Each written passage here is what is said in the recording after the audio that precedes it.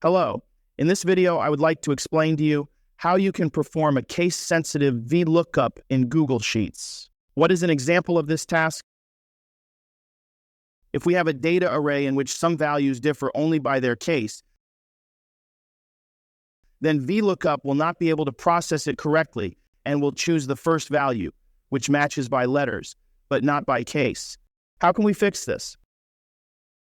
The easiest way is to add a column using the array formula, which will calculate an arbitrary function, in our case exact, for each row.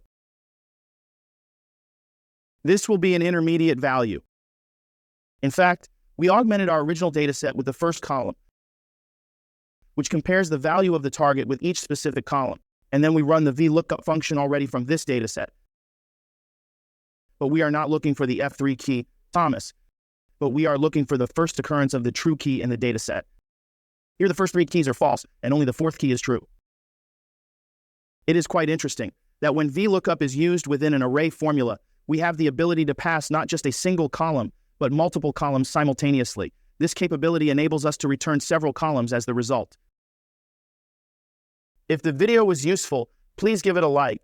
If you still have questions, ask them in the comments.